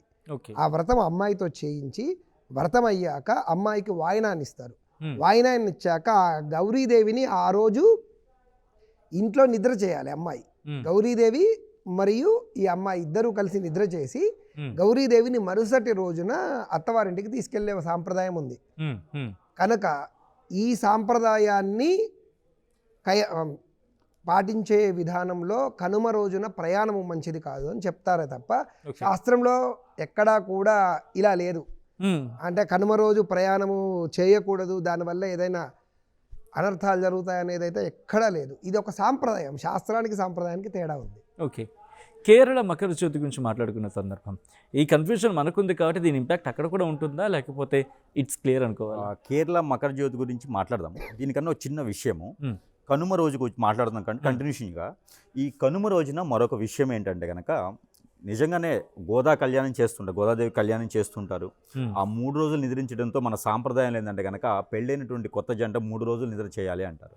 అలాంటి అన్నీ కూడా ఈ 3 రోజులు కనుమ రోజున కావచ్చు, మకర సంక్రాంతి పర్వదినాన్ని కావచ్చు, భోగి రోజున కావచ్చు, 3 నిద్రలు చేయడంతో అక్కడ పుణ్యకాలం అంతా అయిపోతుందన్నమాట. కాబట్టి అది 3 రోజులు చేసేటువంటి ఆచారంగానే ఉంటుంది కాబట్టి అది ప్రాంతీయ ఆచారానికి సంబంధించినటువంటి విషయము. తర్వాత వచ్చేసి ఇక్కడ మేజర్గా మనకి కనుమ రోజున మాట్లాడుకోవాల్సినటువంటి సందర్భం ఒకటి ఉన్నదండి. అదేమిటంటే కనుమ కోసమే బ్రతుకుతామా మనం అన్నట్టుంటారు చాలామంది, కనుమ కోసమే మనము అన్నట్టుంటారు చాలామంది. అది ఏమిటంటే కోడుల్ని మేకల్ని ఎవరో నిజంగానే అడుగుతున్నారు అన్నట్టుగానే బలిస్తూ ఉంటారు. ఆ రోజు నాన్ వెజ్ లేకపోతే ముద్ద కూడా దిగదన్నట్టు అంటారు. కనుమ రోజు అండి చాలామంది కూడా ఈ మూగ జంతువుల్ని బలిచ్చేసి మాంసాహారం భుజించేసి మాంసాహారమే దేవుడికి నైవేద్యం పెట్టేటువంటి పుణ్యకాలానికి వచ్చేసాం మనం కలియుగంలో. కాబట్టి కనుమ రోజున అలాంటి నాన్ వెజ్ ఏ దేవుడు ఏ దేవత అడగరు. కాబట్టి వీరు కూడా కనుమ రోజున పెట్టేటువంటి నైవేద్యం చాలా ప్రమాదకరం. ఎందుకంటే ప్రతి జీవికి కూడా ఒక ఆత్మ ఉంటుంది. ఇది బాగా ప్రతి ఒక్కరు కూడా గమనించుకోవాల్సిన విషయం ఏంటంటే ప్రతి జీవికి ఒక ఆత్మ ఉంటుంది. మనము తెలుసో తెలియక తొక్కేటువంటి జీవరాశుల్లో చీమ కూడా ఆత్మతో సమానం. అది రేపటి రోజున మనిషి పుట్టవచ్చు. ఆ కర్మలని మన మీదకి వస్తూ ఉంటాయి. అందుకే మనము ఎప్పుడు కూడా పర్వదినాలన మనకి మారినటువంటి చంద్రభగవాడు సూర్యభగవాడు చేసేటువంటి క్రియల వలన ఎప్పటికప్పుడు మనము వాటిని తీర్చుకునేందుకే దాన ధర్మాలు యజ్ఞయాగ హోమ జపతపాలు చేస్తూ ఉంటాము. కాబట్టి ఈ కనుమ రోజున ఇచ్చేటువంటి ఏదైతే దానం ఉందో ఇది చాలా గొప్ప విషయం. కానీ మనం పోయి ఏం చేస్తున్నాం, కోడిని మేకని ఇంకా పెద్ద పెద్ద వాటిని కూడా బలిచ్చి వాటిని తినేటువంటి ప్రయత్నం చేస్తున్నాం. దానివలన ఏమవుతుందంటే ఇక్కడ చిన్న విషయం ఏంటంటే ప్రతి జీవికి ప్రాణం ఉంటుందని ఎలా చెప్తామో మన హిందూ ధర్మశాస్త్ర ప్రకారంగా రాయిని రప్పని చెట్టుని కూడా దేవుడని పూజిస్తూ ఉంటాం. అలానే మూగజీవుల్ని మనము చంపడం ద్వారా వాటిని భుజించడం ద్వారా అయ్యేటువంటి కర్మలు ఏమవుతుందంటే మనకి సంక్రాంతి పర్వదినం అంటే ఇక్కడ పెద్దల పండగ అని చెప్తున్నాం ఒక పక్కన. అంటే కాలం చేసిన వారికే పుణ్యకాలంగా తర్పణం ఇవ్వాలని చెప్తున్నాం ఒక పక్కన. రెండోది దాన ధర్మాలు చేయండి అని చెప్తున్నాం ఒక పక్కన. మరో పక్కన పాపం తెచ్చుకుంటున్నాం. అది ఎలా అంటే ఇలాంటి బలి ఇవ్వడం ద్వారా వాటి ఆత్మ అనేది మనకి పట్టుకుంటుంది. ఓకే, మన ఇంట్లో ఉన్నటువంటి పిల్లలకి పెద్దలకి ఆడవారికి పెద్దవారికి ఇంటికే పట్టుకుంటుంది. ఆ పట్టుకొని సంవత్సరం మొత్తంతో కూడా క్షోభిస్తూ ఉంటుంది. నాలాంటి గురువుల దగ్గరికి రావాలి మళ్ళీ అవి తీర్చుకోవడానికి. నేను తంత్ర జ్యోతిష్యుడిని. సో నేనేంటంటే ఆత్మల్ని, దెయ్యాల్ని, భూతాల్ని, హిప్నటిజం, బ్లాక్ మ్యాజిక్, వశీకరణ, చాతబడి ఇవన్నీ కూడా తీసేసేదానికి ఉంటుంది. ఇక్కడ దీనికి ఏమవుతుందంటే ఇక్కడ మరణించినటువంటి ఆత్మ ఖచ్చితంగా వారి ఇంట్లోనే పడుతుంది. ఓకే, అంతే కదా. అప్పుడు వారి ఇంట్లో ఒక పక్కన పుణ్యకారం చేస్తున్నారు, మరో పక్కన పాపకార్యం కొనుకొచ్చుకుంటున్నారు. లెవెల్ అయిపోతుంది. దాంట్లో ఒక మనిషిని తేలికి పాలు పోసి పెంచుతాడు. తేలికి నీళ్ళలో వేస్తే తేలుని తీసి రోడ్డు మీద వేస్తాడు అనమాట. అంటే లెవెల్ చేస్తాడు. అదే టైప్లో మనము ఇక్కడ ఆ కోడినో, మేకనో లేదా ఇంకొక జంతువునో బలి ఇవ్వడం ద్వారా వాటిలో ఉండేటువంటి క్షోభ ఆత్మ మళ్ళీ మనకే పట్టుకుంటుంది. పెద్దలు చేసిన కార్యక్రమం ఉపయోగం లేకుండా పోతుంది. ఆ ఆత్మ క్షోభిస్తూ పిల్లలకి అనారోగ్య పాలు చేస్తుంది, పెద్దలకి కూడా, పిల్లలకి కూడా. మనం ఏ పని చేద్దామని ముందుకు వెళ్ళలేము. ఓకే, అష్టదిబ్బందిన పాలైపోతాం. మళ్ళీ మా పెద్దలు చేసాము, గ్రహదోషాలన్నీ తీర్చుకున్నాము, మరి ఏమైంది గురువుగారు, ఏమైంది స్వామీజీ అని అంటే దానికి ఇక్కడ ఏమవుతుందంటే చివరిలో ఏ గురువు అయినా, ఏ స్వామిని ఏం చేస్తారంటే మళ్ళీ మొదలకు వచ్చేసి మాకు డబ్బులు ఇచ్చేసి మీరు కార్యక్రమాలు చేసుకోండి, మళ్ళీ ఏదో ఒక రకమైనటువంటి ఉపదేశాలు చేస్తూ ఉంటారు అనమాట. ఇక్కడ మనం చేసుకోవాల్సిన తప్పులు కూడా ఉన్నాయి కాబట్టి ఖచ్చితంగా సరిదిద్దుకోవాలి. అందులో అందరికీ ఎవరికైనా కోపం రావచ్చు. మీకు ఎలా తెలుస్తుందని, మీరు తినేవాళ్ళు కాదు కదా, మాకు తెలుస్తుంది ఆ బాధ ఏంటో అని. కాబట్టి ఇక్కడ మనం ఎక్కడ అంటే ఇప్పుడు అమ్మవారి గుళ్ళ దగ్గర బలిస్తూ ఉంటారు. ఏ అమ్మవారు అడిగారండి మనకి? ఒక చిన్న పాయింట్, ఏ అమ్మవారు కానీ, ఏ స్వామివారు కానీ నరబలి అడిగారా, జంతు బలి అడిగారా? ఏం అడగరు వాళ్ళు. అలా ఇవ్వడం ద్వారా ఆ ఆత్మలను ఎక్కడ ఉంటే తెలుసా అండి? ఆ ఆత్మలన్నీ ఆ ఆలయంలో గర్భగుడికి వచ్చేటువంటి దానికైతే అర్హత ఉండదు వాళ్ళకి. ఆత్మలైన తర్వాత గర్భగుడి దగ్గరికి రావు. అయిపోయిన తర్వాత గర్భగుడి కాకుండా మనకి సింహద్వారం నుంచి మనం లోపలికి ఎంటర్ అవగానే అవన్నీ మనం ఆవహిస్తాయి. మనల్ని ఆవహించేసి ఇప్పుడు పూనేటువంటి అమ్మవారు వచ్చిందని, స్వామివారు వచ్చిందని మ్యాక్సిమం 90% కూడా ఇవే ఉంటాయండి. ఆలయంకి వెళ్ళగానే మనకి అమ్మవారు వచ్చేసింది, స్వామివారు వచ్చేసింది అంటారా? అమ్మవారు, స్వామివారు అంత ఈజీగా రారండి. దానికి ఒక పెద్ద సాధన ఉంటుంది. దానికి ఒక పెద్ద దానికి ఒక మనకి పెట్టి పుట్టు ఉండాలంటారు. అమ్మవారు వచ్చిందంటే 2.5 నిమిషం కన్నా ఎక్కువ ఏ బాడీలో ఉండదండి. కాబట్టి అలాంటి అమ్మవారు ఎక్కడ పడితే అక్కడ రారు. ఇక్కడ అలా వస్తుంది అంటే అమ్మవారి దగ్గరికి మనం వెళ్లకుండానే మనం ఆత్మ మనకు పడుతుంది. ఆలయాల్లోనే ఉంటారు అవి కూడా. గర్భగుడి రాకముందే మనం సింహద్వారం లోపలికి వస్తాం కదా, ఆ వెంటనే మనకు పట్టేసి నాకు అమ్మవారు పూనింది, నాకు ఇది చేయాలి, ఆ కోరిక వచ్చింది, ఈ కోరిక వచ్చింది, అమ్మవారు అడుగుతున్నారు, ఇవన్నీ కూడా మ్యాజిక్, అబద్ధాలు. అమ్మవారు వీళ్ళకి పూనొచ్చు, కానీ అది అమ్మవారు కాదు. కాబట్టి ఎవరైనా బలిచ్చేవారు ఉంటే దయచేసి గుమ్మడికాయ ఇవ్వండి, కొబ్బరికాయ ఇవ్వండి, నిమ్మకాయలు ఇవ్వండి, అవి ప్రకృతిలో మనకి వరం. ఉసిరికాయ ఇవ్వండి. ఇలాంటివి ఎన్నో రకాలు ఉన్నాయి దానాలు చేసేదానికి. ఎన్నో రకాలు బలి చేయొచ్చు. 100 సింహాలని బలి చేసినటువంటి పుణ్యం వస్తుంది ఒక్క గుమ్మడికాయలో. కాబట్టి అలాంటి ఇవ్వడం ద్వారా మనకుండేటువంటి పితృదోషాలే కాదు, గ్రహదోషాలే కాదు, ప్రకృతిలో దోషాలే కాదు, ఎన్నో రకాలైనటువంటి దోషాలు, ఎన్నో రకాల కలత్రాలు, ఎన్నో రకాలైనటువంటి నెగిటివిటీస్, ఇంట్లో ఉన్న వాస్తు అన్ని రకాలు తీసేదానికి మన దగ్గర చాలా ఉన్నాయి. అలాంటివి వాడుకొని తప్పితే కోడుల్ని, మేకల్ని దయచేసి ఎవరు కూడా బలి ఇవ్వకూడదు. అలాంటివి చేసుకొని మళ్ళీ ఎవరినూ ఆశ్రయించకూడదు. వీరికి ఉన్నటువంటి నెగిటివిటీస్ అన్నీ కూడా ఇంకొకళ్ళని బలి చేసేదానికి పెట్టుకోకూడదు. పర్వదినాలను అస్సలు చేయకూడదు. మరొకటి విషయంగా ఈ యొక్క పండక్కి మరొకటి మకర జ్యోతి గురించి అడిగారు మీరు. అవును, ఈ మకర జ్యోతి అనేది సాంప్రదాయం అయితే కాదు, అది ప్రాంతీయ ఆచారం మాత్రమే ఉంటుంది. కాకపోతే కొంతమందిని మకర జ్యోతికి చాలామంది దీక్ష తీసుకుంటారు, దీక్ష విరమణ చేస్తూ ఉంటారు. ఈ మకర జ్యోతి అనేది ఇది కేరళకు సంబంధించినటువంటి పండుగ. కాకపోతే ఈ రోజున యావత్ ప్రపంచం కూడా చేసుకునేటువంటి ఆచారం ఉంటుంది. మరొకటి ఇక్కడ ఉత్తరాఖండలో, ఉత్తరప్రదేశ్లో చేసేటువంటి సూర్యకిరణాలు వేరు. ఇక్కడ ఉదయించేటువంటి సూర్యుడు ఆ దక్షిణాదిన ఉదయించే సూర్యుడికి కొంచెం కాల పరిమితి అయితే ఉంటుంది. దీని ప్రకారంగా అక్కడ మకర జ్యోతి 14వ తారీఖే చేసుకోవచ్చు. మకర జ్యోతి 14వ తారీఖే ఉంటుంది. ఆ 14వ తారీఖు చేసుకోవచ్చు అక్కడ. దానికి ఎటువంటి ఇదైతే లేదు. ఇంకో విషయం ఏంటంటే సూర్య భగవానుడికి మకర జ్యోతికి సంబంధం లేదు. ఇక్కడ ఆచరణ, అక్కడ గ్రహ మార్పిడి. ఇది చేసుకునే దానికి ఇది ప్రకృతి పండగ, అది ప్రకృతికి సంబంధించింది కాదు. మకర జ్యోతి అది స్వామివారి యొక్క అక్కడ ఉపాసన చేసి స్వామివారి యొక్క దీక్ష తీసుకుని స్వామివారి యొక్క అక్కడ పద్ధతి ఉంటుంది, ఆచారం. అది ఆచారం, ఇది ప్రకృతికి సంబంధించింది. కాబట్టి దానికి దీనికి అయితే సంబంధం లేదు. కాకపోతే ప్రతి సంవత్సరం కూడా రెండు ఒకేసారి రావడంతో అందరూ కూడా అది వేరు ఇది వేరు అనుకుంటూ ఉన్నారు. కానీ అది వేరే ఇది వేరే, అది సాంప్రదాయం, ఇది ఏమో మనకి ప్రకృతి పండగ. కాబట్టి అందరూ కూడా మకర జ్యోతి, మకర కనుమ, మకర సంక్రాంతి చేసుకోవచ్చు, మకర భోగి కూడా చేసుకోవచ్చు. కానీ ఆ పద్ధతులు చేయడం ద్వారా రానున్నటువంటి కాలంలో అయితే ఎంతోమందికి ఆ ఉపాధి అవకాశాలు దొరుకుతాయి. విచ్చలవిడితనంతో మానుకోవాలి. ఈ సంక్రాంతికి ఒక పని చేయొచ్చండి. కంటిన్యూ చేద్దాం దీనికి సంబంధించి ఎందుకంటే ఇంకా మనం చాలా మాట్లాడాల్సింది. Just come to you. బొమ్మల కొలువు వినిపించే మాట కొన్ని ప్రాంతాల్లో దసరాకి చేస్తూ ఉంటారు, కొంతమంది దీపావళి దీపావళి సందర్భంలో, కొంతమంది సంక్రాంతికి చేస్తూ ఉంటారు. అంటే ఏంటి బొమ్మల కొలువు ఏదైనా పర్టికులర్గా ఈ పండుగ సందర్భంలో చేసుకోవాలని ఏమైనా ఉంటుందా?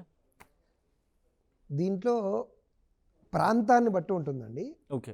మనకు ఒక్కొక్క ప్రాంతము ఒక్కొక్క రకమైనటువంటి ఆచార సాంప్రదాయాలను మనకు చేస్తూ ఉంటారు. ఈ బొమ్మల కొలువు వ్యవహారంలో కూడా అంతే. దసరాకు కొన్ని ప్రాంతాల వాళ్ళు చేసుకుంటారు. ఇప్పుడు ఇదే ఆంధ్రప్రదేశ్ మనం ఇప్పుడు అంతకుముందు ఇప్పుడు తెలంగాణ, ఏపీ డివైడ్ అయింది. ఒకప్పుడు ఇది ఉమ్మడి ఆంధ్రప్రదేశే కదా. అలాంటప్పుడు కూడా శ్రీకాకుళంలో ఒక రకమైనటువంటి ప్రాంతీయ ఆచారము, కోస్తాంధ్ర, అట్లానే తెలంగాణలో మరియు రాయలసీమలో ఈ ప్రాంతాన్ని బట్టి రకరకాల పండుగలు చేసుకుంటూ ఉంటారు. ఇందులో మనకు వాళ్ళు ఎప్పుడు చేసుకున్న బొమ్మల కొలువు అనేటటువంటిది షోడశ గౌరీ వ్రతాలలో ఒక గౌరీ వ్రతం బొమ్మల కొలువు. ఓకే. అయితే సాధారణంగా ఈ బొమ్మల కొలువు అనేటటువంటిది ఇంట్లో అమ్మాయి వివాహం జరిగిన తర్వాత 8వ నెలలో జరిపించాలి అని శాస్త్రం చెప్పింది. ఓకే. అందుకని ఆషాఢ మాసంలో చేసుకుంటే ఆషాఢ మాసం నుంచి 8వ నెల ఎప్పుడవుతుంది చూసుకోవాలి. అప్పుడు దాని తర్వాత వచ్చేటటువంటి పర్వదినం. అందుకే కార్తీక మాసంలో చేసుకుంటే దసరాకి చేసుకుంటారు. అట్లా ఆషాఢ మాసం కానీ మాఘమాసం కానీ అలా చేసుకుంటే సంక్రాంతికి చేసుకుంటూ ఉంటారు. ఇట్లా ఆ 8వ నెల ఎప్పుడైతే ఉంటుందో అప్పుడు ఈ షోడశ గౌరీ నోములలో బొమ్మల కొలువు చేయించుకొని ఆ బొమ్మలని మామూలుగా దాంట్లో కూడా రకరకాలు ఉంటాయి. చిట్టి చిట్టి స్టవ్, గంటె, బొమ్మలు ఇవన్నీ వాయనంగా ఇస్తూ దానాలు కూడా చేసుకుంటూ ఉంటారనమాట బొమ్మలు. దీనికి సంతాన గౌరీ అని ఒక ఉపాసన. 16 షోడశ గౌరీలలో సంతాన గౌరీ అనేటటువంటి అమ్మవారి యొక్క ఉపాసనలో భాగంగా ఈ బొమ్మల కొలువుని చేసుకుంటారు. దీనివల్ల ఏంటంటే గొడ్రాళ్ళకు కూడా సంతానం కలుగుతుంది అనేటటువంటి ఒక సాంప్రదాయమైన విశ్వాసం. ఇది ఆడవాళ్ళ పండుగ. వాళ్ళు ఇంట్లో చక్కగా ఎక్కడైతే బొమ్మల కొలువు చేసుకోవాలనో అంత అన్నీ రెడీ చేసుకొని రకరకాల బొమ్మలు, అదొక పండగ హడావుడి. ఇంట్లో పిల్లలందరూ ఎప్పుడెప్పుడు బొమ్మలు వస్తాయి, ఆ బొమ్మల కొలువు తర్వాత వాటితో ఆడుకోవచ్చు. తర్వాత వాయినాలు ఇచ్చుకుంటారు ముత్తైదువలు. ఆశ కొత్తగా పెళ్ళైనటువంటి కోడలు ఎప్పుడైనా చేసుకోవచ్చు. అయితే అంటే 8 నెలల తర్వాత 8వ నెలకు సంతానం కొరకని చేస్తూ ఉంటారు. అది ఒక సాంప్రదాయం. వాళ్ళ నెలలను బట్టి, వివాహమైనటువంటి నెలలు, అలానే వాళ్ళ ప్రాంతీయ ఆచారాన్ని బట్టి కూడా బొమ్మల కొలువులు చేసుకుంటూ ఉంటారు. దీంట్లో ఇంటి ఆచారం కూడా ఉంది. అత్తవారింట్లో కొంతమంది చేసుకోవాలా, తల్లిగారింట్లో చేసుకోవాలా అనేవి కూడా ఇంటి ఆచారాలు ఉంటాయి కొన్ని. ఓకే. ఇట్లా ఇవన్నీ కూడా ఆడవాళ్ళకు వాళ్ళ ప్రాంతీయాన్ని బట్టి చేసుకునేటటువంటివి. ఏది చేసుకున్నా అది గౌరీదేవి ఉపాసన అని శాస్త్రం చెప్తుంది. ఓకే. సురేష్ గారు, షష్టగ్రహ కూటమి అని చెప్పి వినిపిస్తోంది. ఈ పండగకి దానికి అలాగే దేశ రాజకీయ ఆర్థిక ఈ అంశాలకి ఏమైనా సంబంధం ఉందా, ఏమైనా ఇబ్బంది ఉంటుందా? ఈ ప్రశ్న కొంచెం మధ్య సోషల్ మీడియా కూడా బాగానే వినిపిస్తోంది. ఏమైనా రిలేటివిటీ ఏమైనా ఉందా అండి? దీనికన్నా ఒక చిన్న పాయింట్ చెప్పాలనుకున్నా. బొమ్మల కొలువు ఇంకొక ప్రత్యేకత కూడా ఉన్నది. ఇప్పుడు మనం ఏ జన్మ అయితే ఎత్తామో ఈ జన్మ ఎత్తిన తర్వాత మనకంటూ ఒక రిలేషన్ ఏర్పడుతుంది. మనకంటూ తాతయ్య, నాయనమ్మ, భర్త, భార్య, పిల్లలు, ఇలాగా ఒక ఫ్యామిలీ ఏర్పడుతూ ఉంటుంది. ఈ ఫ్యామిలీ నుంచి 7 తరాల పాటు ఇలానే ఉండాలి, మరొక 7 తరాలు ఇలానే ఉండాలి. పోయిన జన్మలో చేసినటువంటి కర్మలు, పాపాలు ఏమైనా ఉంటే ఈ బొమ్మల కొలువులు వెళ్ళిపోవాలని చెప్పేసి అష్టదేవతల్ని పిలుచుకొని చేసేటువంటి కొలువులో కూడా ఒక భాగం ఉంటుంది ఈ యొక్క బొమ్మల కొలువు. దానివల్లనే పండగ సందర్భాల్లో ఎక్కువగా నిర్వర్తిస్తూ ఉంటారు. కాబట్టి బొమ్మల కొలువు చాలా ప్రత్యేకమైనది. అది చాలా తక్కువ మంది చేసుకుంటున్నారు ఈ కాలంలో అయితే కనుక. ఇప్పుడు ఈవెంట్ ఆర్గనైజర్లు వాళ్ళైతే చేస్తున్నారు. ఎందుకంటే వాళ్ళకి ఏదో రకమైన ఒడవడి కావాలి కాబట్టి ఏదో రకం ఒక మంచి అయితే జరుగుతుంది. అంటే ఆర్గనైజర్ పురాణ కాలం నుంచి తీసుకొచ్చి 5 రోజులు పెళ్లి చేయటం కానివ్వండి, గాంధర్వ వివాహం చేయటం కానివ్వండి, ఇవన్నీ కూడా చేస్తూ ఉన్నారు. కాబట్టి వాళ్ళందరికీ కూడా మంచిగా మళ్ళీ ఒక కృతజ్ఞత చెప్పొచ్చు. ఈ రోజుల్లో పురాణమైనటువంటి విషయాలు మళ్ళీ వెలుగు తీసుకొస్తున్నారు. ఇకపోతే షష్టగ్రహ కూటమి. ఈ షష్టగ్రహ కూటమి అనేది మకర రాశిలో సంచరిస్తూ ఉంది 18వ తారీఖున, జనవరి 18వ తారీఖున. ఇక్కడ అమావాస్య కూడా అదే రోజు అవ్వడం, ఆదివారం కూడా అదే రోజు అవ్వడం విశేషం. ఇది వచ్చేసి చాలామంది చెప్తూ ఉన్నారు, 119 సంవత్సరాల తర్వాత 132 సంవత్సరాల తర్వాత అని లేదు 33 సంవత్సరాల తర్వాతే వస్తుంది ఇది. ఓకే, 33 సంవత్సరాలు. 33 సంవత్సరాల తర్వాత ఇది వస్తుంది షష్టగ్రహి కూటమి అనేది. ఓకే. కాబట్టి ఈ షష్టగ్రహి కూటమిన మనం చూసినట్టయితే రాష్ట్రాలే కాదు, విరు రాష్ట్రాలే కాదు, దేశానికి కూడా ఒక రకమైనటువంటి ఏదైతే చెడు ఉందో జరగవచ్చు అని చెప్పొచ్చు. ఎందుకంటే ఇక్కడ మకర రాశిలో సంచరించడం ఒకటి విశేషమైతే, ఏదైతే పెద్ద తలకాయలు ఉన్నాయో మన రాష్ట్రాన్నే కాదు దేశాన్ని పాలించేటువంటి పెద్ద పెద్ద తలకాయలు రాజులుగా ఉండేటువంటి వారు ఉన్నారో వారందరికీ కూడా కొంచెం ఇబ్బందికరంగానే ఉండొచ్చు అని చెప్పొచ్చు. ఎన్నో రకాలైనటువంటి వేరే దేశాలు యుద్ధానికి రావచ్చు, నిత్యావసర వస్తువులు రేట్లు పెరగవచ్చు. దానివలన మానవాళికి అయితే ఎటువంటి ఇబ్బంది అయితే లేదు. వైరస్లు అయితే కొంచెం కనిపిస్తున్నాయి మళ్ళీ కూడా. అలానే దీనికి సంబంధించినటువంటిది మనంగా చేసుకునే దేవుని ఆధీనంలో దేవుని యొక్క ధ్యానం చేసుకోవడం చాలా ముఖ్యమైనటువంటి విషయం. ఇందులో ముఖ్యంగా కుంభరాశి వారికి అయితే కొంచెం ఇబ్బంది కనిపిస్తుంది. అలానూ మనకి మేషరాశి వారికి కొంత కూడా కనిపిస్తుంది. అలానే మిథున రాశి వారికి, సింహరాశి వారికి కొంతమేర ఇబ్బందులు అయితే కనిపిస్తున్నాయి. అలానే మనకి వృశ్చిక రాశి వారికి కూడా కొంతమేర నవగ్రహాల దోష ఉండడం వలన ఈ షష్టగ్రహి కూటం వలన ఈ రాశుల వారికి అయితే కొంతమేర ఇబ్బంది ఉంది. అలా అని చెప్పేసి పూర్తిగా దిగజారిపోయేసి ఇంకా ఎక్కడ కూర్చుంటే అక్కడే, ఎక్కడేసిన గొంగడు అక్కడే అనుకునే విధంగా అయితే లేదు. ఒకసారి చేసే పని, ఒకసారితో పూర్తయ్యే పని 1, 2, 3 సార్లు చేయాల్సి వస్తుంది. మరొక విషయం, ఈ షష్టగ్రహి కూటమి వలన జరగబోయే నష్టాలు ఏమిటంటే కనుక ఎదుటి వ్యక్తిని నమ్మకుండా ఉండాలి. ఓకే. మరొకటి, ఒకప్పుడు మనం చూస్తున్నాం జంబలగడి పొమ్మ అని మన చిన్న వయసులో వచ్చింది ఒక మూవీ, అది నరేష్ గారి మూవీ అనమాట. దాంట్లో ఆడవారు మగవారు ఆడవారిగా మారిపోవటం, వేషాలు వేసుకోవడం కదా, అలాంటి విచ్చలవిడితనం అనేది కొంచెం ఎక్కువగా ఉండేటువంటి తత్వం కనిపిస్తుంది ఒకటి. మరొకటి, అమ్మాయిలే పెళ్లి చేసుకునే విధంగా, అబ్బాయిలనే పెళ్లి చేసుకునే విధంగా ఈ మ్యూచువల్స్ అంటారు వీటిని ఏమంటారు, వాటి పేరు కూడా లేదు దరిద్రం. కానీ అలాంటి విచిత్రమైనటువంటి రావడం అయితే ఖచ్చితంగా మనం చూడగలుగుతాం.